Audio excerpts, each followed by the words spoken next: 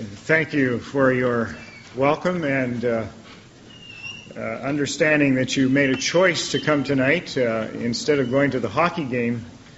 I think lifts the risk factor for us tonight. One of the characteristics of living in a complex world is we are invited to make increasing numbers of choices. And as I have thought about that, particularly for the younger generation, if it was possible to give a gift to young people, and undoubtedly to those of us who are working our way through this world, the gift of the ability to make positive choices would be one of the special gifts I would like to put in a package and offer to people, because we have so many to make. And this stands in contrast with Canada's history, where we had a cultural consensus that was really shaped because of the historical and enduring influence of the Christian faith. We have been talking in previous nights about the contemporary Canadian context. We have looked at Canada as a multi-minded society, characterized not just by multiculturalism and multi-faith realities, but also multi-moral, multi-family structure, multi-gender roles, multi-career choices, characterized by diversity.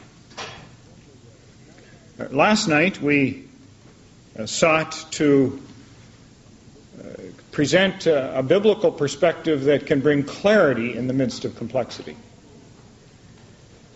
And in doing that, we looked particularly at John chapter 8 and Jesus' encounter with the woman brought to him in a public forum accused of adultery, and particularly emphasized that in the midst of that very complex situation, Jesus responded with both compassion to protect the vulnerable person in the situation. He de-escalated, took the tension away from what was happening there, and he also moved with a balance in terms of conviction. And last evening, as Allison has already reminded us, to live as followers of Jesus in this modern world is to somehow balance conviction and compassion. They are the guardrails that keep us on the road and out of the ditches. They protect us. They flavor us. They inject attitudes into us as we look at diverse issues. It has long been rumored that we have passed through a stage where the death of God is a reality. What I hope that we understand about Canadian life is that we do not have evidence to mourn the death of God, but we do have a current situation where it is proper to lament the loss of God. And this becomes the focus for us this evening, to say in the contemporary context, where God is no longer center stage, where the assumptions of Christendom have eroded, how do we live in what we now call a pluralistic society? We would all understand that there are rituals in modern life for more occasions than just going to church. We frequently expect unstated ceremonial standards to set the behavioral rules and regulations for us. Whenever O Canada is sung, we stand with respect for the nation. At orchestra performances, whispering is disrespectful and coughing is uncouth. Clapping between movements is a sign of musical ignorance. The protocol at funerals demands that we relate to each other in hushed tones, and laughter is unacceptable. I know it's not a hockey image in keeping with this evening, But even at baseball games, particularly if you go to the Sky Dome where I live, where the world champions still reign, incidentally, the unofficial rules say, do not leave your seat to get a hot dog or for any other reason until the third batter is out and the players on the field are headed for the dugout. Our rituals, our codes of conduct, keep our behavior inside the limits of approved social etiquette. And as we reflect on our family lives, as we were growing up as children, our parents or guardians, the adults in our lives, were quick to teach us proper etiquette at the table. Keep your elbows off the table still rings in my ears. Don't talk with your mouth full. Don't interrupt when someone else is speaking. And so we have ways of passing along social etiquette that help us live with some rules and regulations, assumptions in our society. The premise of this evening is to suggest at this stage in Canada's history, our cultural etiquette for living in a pluralistic society is not as clearly defined as our other rituals and our other rules. The harsh reality is this is the first time we are working our way through this period of history. One of the difficulties with writing history for the first time is that you do not have practice. There is no rehearsal time. The first time into the disarray of diversity challenges us with newness, and for which we do not have markers to guide us into what is always appropriate behavior. We have already noted in this series that the disarray of diversity is disruptive for many of God's people. Some people long for what used to be. They are living with a sense of spiritual and, I dare say, cultural loss, somehow connected to the loss of God in Canadian society. But as we understand pluralism to simply be more than one, and to apply that to different belief options, which would say that pluralism endorses more than one belief ultimate, the caution tonight is that we do not become judgmental of diversity. In fact, the proposal is that we live with appreciation for diversity. For diversity is God's idea. Think about color in the world. The greens, the blues, the oranges, the turquoises. Think how boring the world would be if it was just one color, even if it was your favorite color. Think about music. What would a symphony orchestra be like if there was just a violin section? Or what would the symphony be like without a violin section? God is a God who has created a world marked by diversity. In the beginning, the rainbow marked the sign of God's presence, this multicolored expression of the reality of God. The world has been so given to creation that it encourages diversity. If you're wondering whether that is true or not, I would suggest you just look around at the people in this room. We are an expression of diversity. Every face unique. Every body with special identification, some of which we will not take note of. I just had a marvelous meal. And we have theological diversity. There is Calvinism, and there is Arminianism, and there is the Baptist collage. There are doctrinal distinctives. We have different views of the inspiration of Scripture. Different traditions express and respond to the sacraments in unique ways. I dare say there are even different modes of baptism, some appreciated more than others. There is ecclesiology and there is eschatology, inviting different perspectives from different minds and different faith traditions.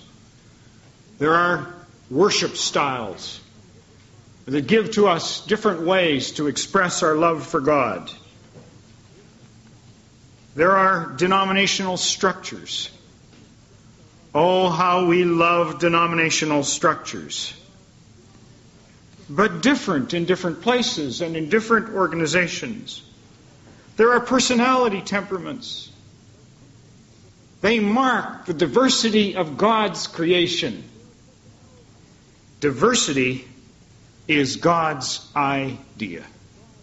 And if that is the case, we must learn to live peaceably and productively with the diversity that is swirling around us in this modern age. In the first part of this evening's address, I would like us to think about some terms and to see if we can clarify how we use words that we often hear. One of the terms frequently used as a label to describe modern life is that we are a secular nation, or we are somehow believers in the secularism sense. It's always healthy for us to distinguish between the process of becoming more and more secular, which is secularization, with the ideology of secularism. In very layman-type terms, secularism is simply a belief that invites people to create life without any need for God. In secularism, God is unnecessary. And what has been happening to us in the last 30 and 40 years in particular is that Canadians are becoming more and more secular. But because we have the retention of our religious roots, it is unfair to say that Canada is a secularist nation. More accurate, I would contend, to suggest that Canadians are semi-secularized. It is true that television is the predominant shaper and the delivery system of secularism. You see, it creates life without God. There is no need for God.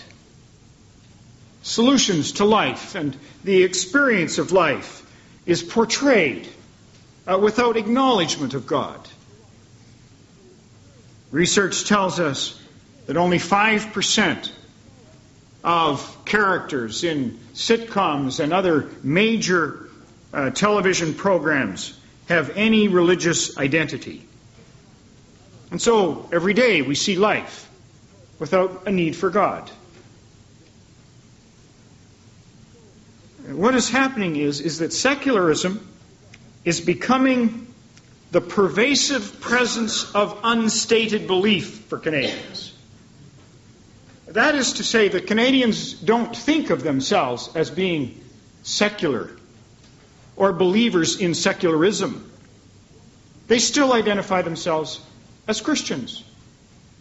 3 out of 4, we have already observed, disagree with the statement, I am not a Christian. But what we have had is a secular drift into an emerging cultural consensus, this pervasive presence of unstated belief that marks modern Canadian life. The analysis of secularism, that approach to life where God is unnecessary, drives the conclusion that secularism is an enemy of the faith. When we are invited to conceive life, live life, plan for life, without any place for God, it is legitimate to say that secularism is an enemy of the faith.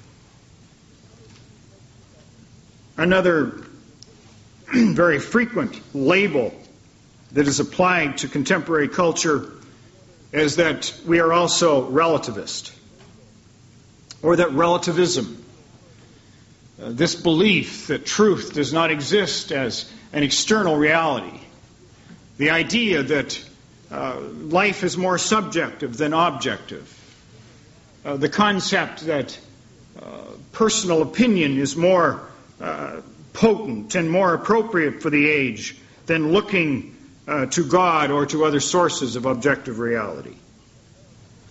We know that truth becomes the substance from which we design morals and ethics and values. And we also know that increasingly Canadians are wanting to decide for themselves what is right and wrong. And over 70% are ready to say that all world religions are equally valid.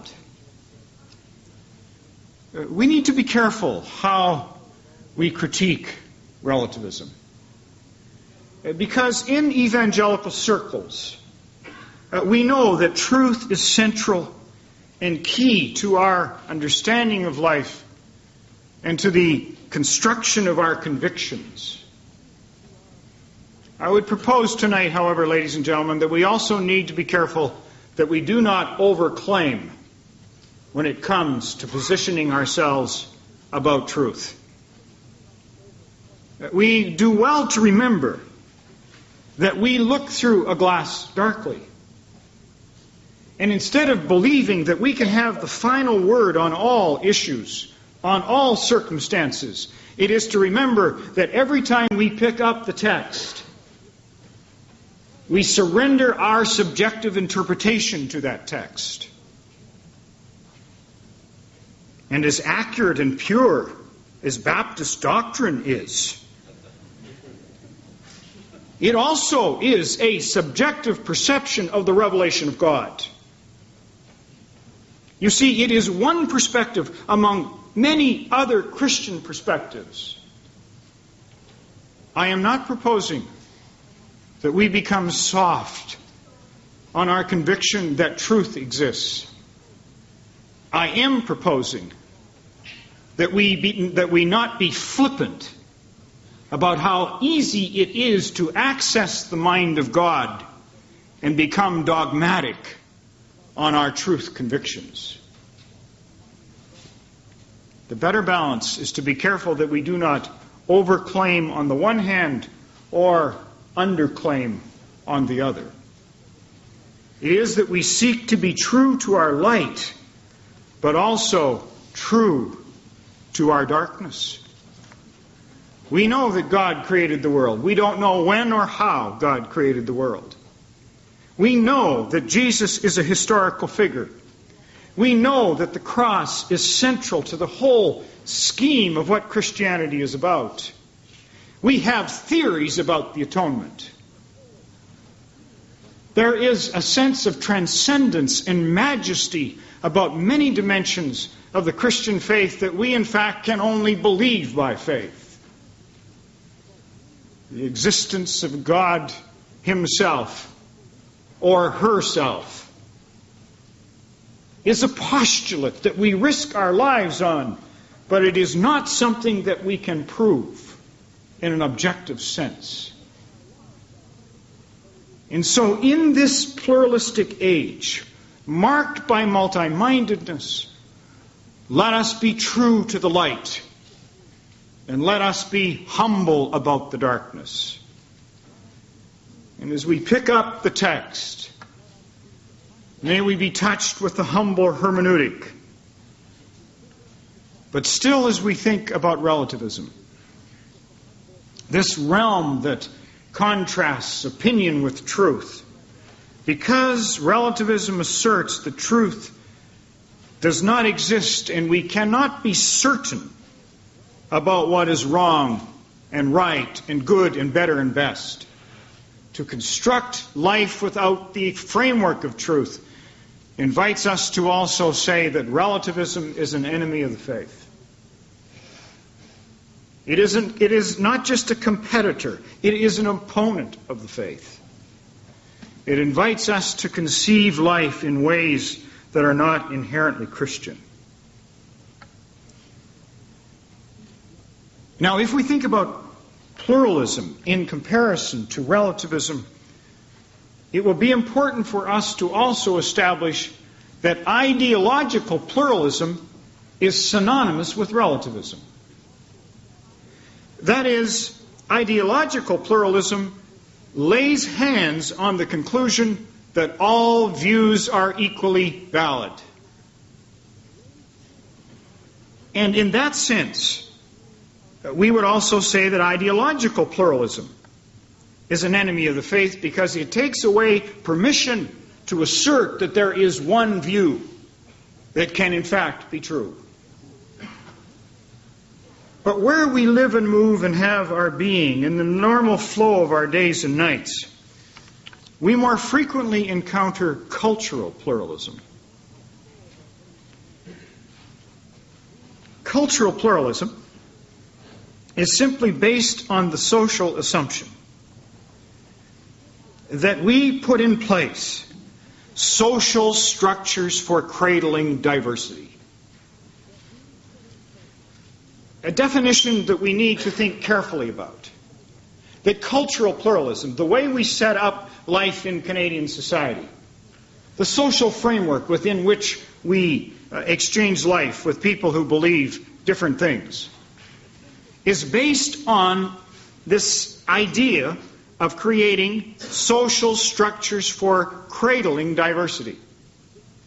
You see, what that does then, it allows us to coexist with people who have different points of view.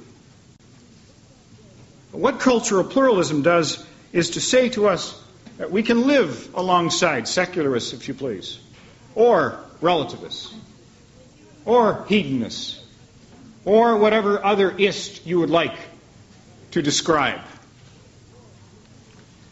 And what I would propose tonight, and where we need to be careful to discuss with some clarity, is to suggest to us that although secularism is an enemy of the faith, as relativism is an enemy of the faith, ladies and gentlemen, cultural pluralism is a friend of the faith. If we are to reject cultural pluralism, that is, creating a society where differences can coexist, as members of a minority group in modern life, if we do not make cultural pluralism work and contribute to an enhanced pluralism, we will be pushed to the sidelines of society and we will watch life pass us by. Because the dominant mood of the culture, although we are retaining religiosity, the unstated presence of cultural consensus is a combination of secular pluralism. It is people who are constructing their lives without a sense of need for God to make it through the events of a day. And it is people who endorse multi-mindedness as an assumption of contemporary life. So cultural pluralism. This multi-minded, multi-moral, multi-ethnic, multi-faith, I dare say multi-family structure. Cultural pluralism marked by multi-mindedness is a friend of the faith. And it's a friend because, as God's people, we can carve out a place in pluralism and be one voice among other voices. One point of view among other points of view. It gives us the prerogative to coexist with people who are different from us.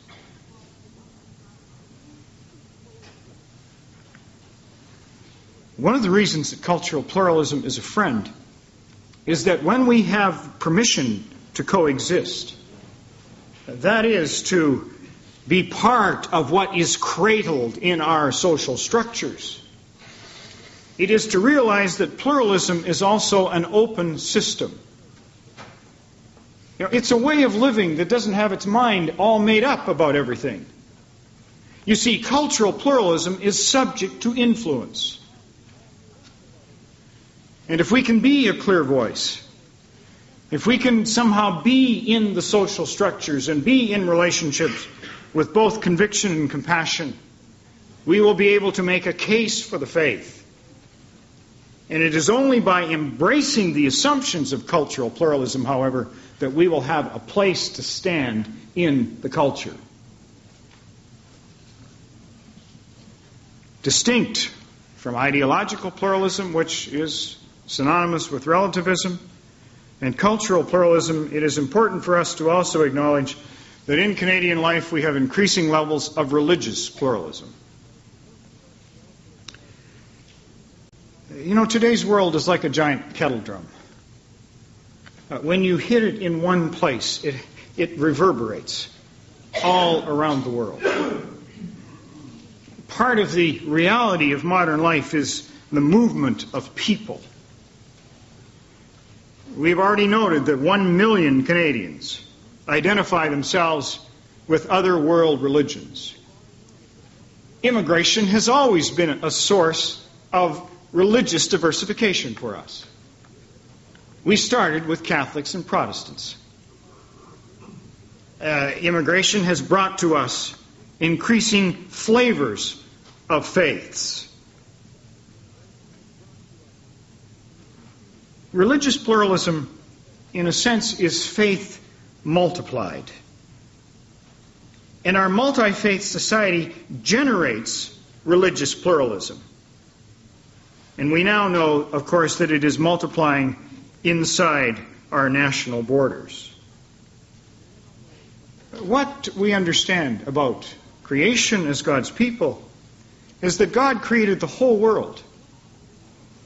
And we would also contend that all truth is God's truth. Now, if we accept the idea that all truth is God's truth, we will realize that truth can be accessed from more than just the Bible or other Christian teaching.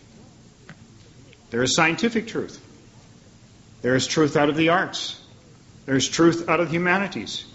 Some people even think that sociology can be used to discern a little bit of truth. You see, Christianity is not the only source of truth because God is as big as creation. And out of the whole revelation, when we find truth, we know the source. This gives us permission and incentive to look at other world religions to see what is truthful about other world religions.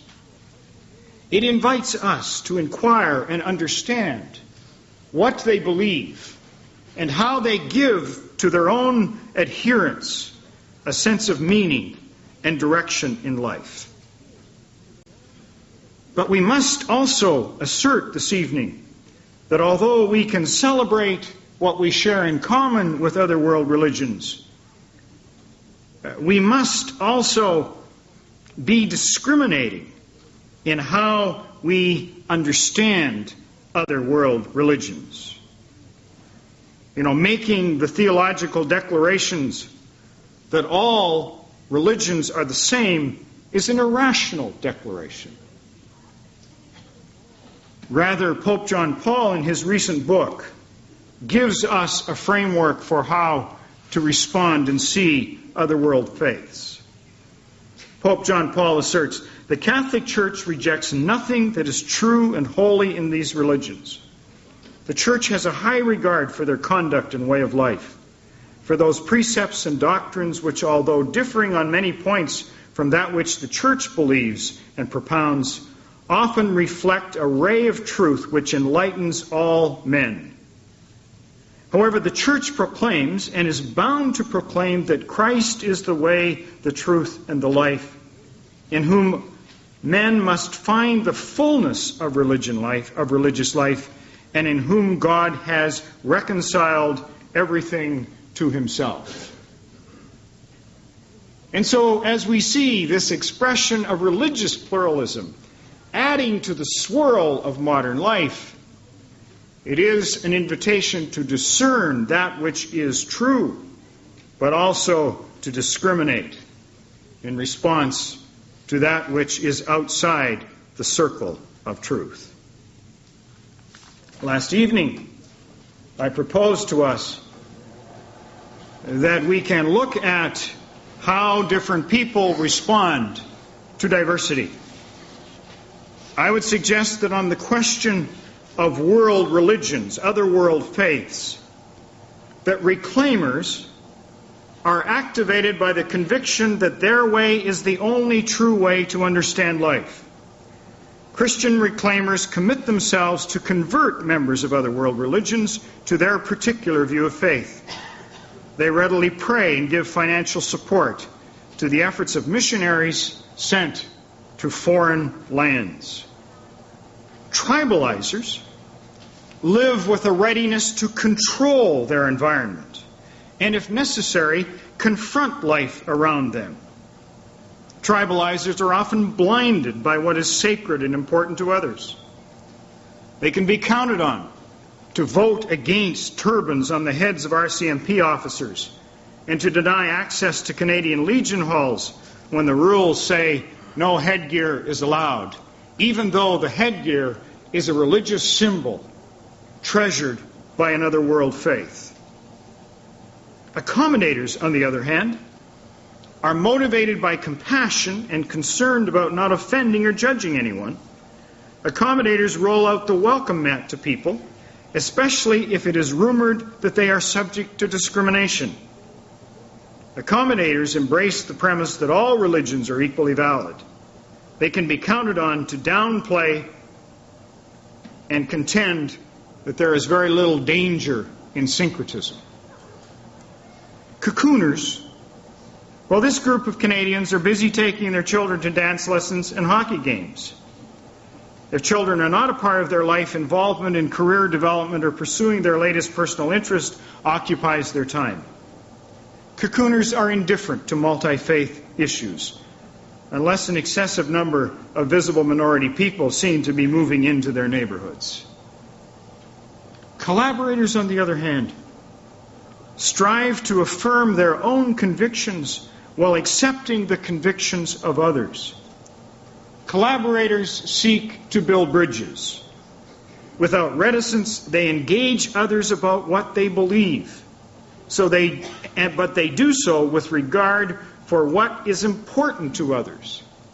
Collaborators are people who commit to be intentionally influential, but they do it with regard and respect for what other people treasure and believe. While collaborators resist the idea that all religions are equally valid, they are ready to make room in society for other religions and their practice.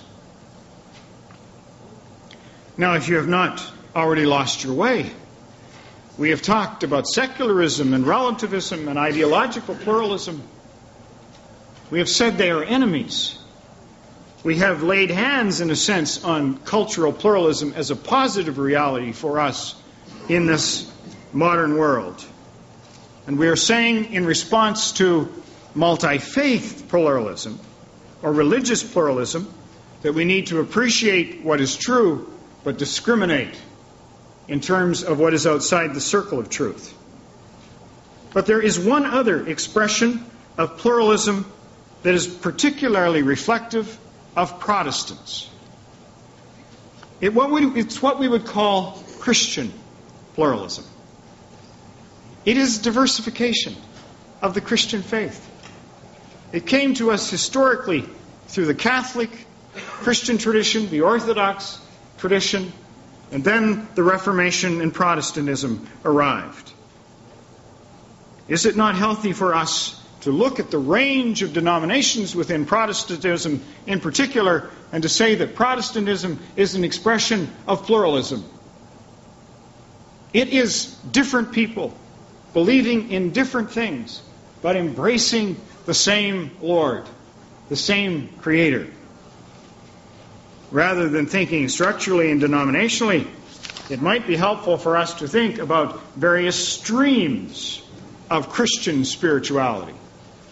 We could talk about the contemplative, which addresses a longing for a deeper and more vital Christian experience with an emphasis on prayer, or the holiness tradition, or the social justice tradition, or the evangelical tradition, the charismatic tradition, the charismatic power orientation, or the sacramental.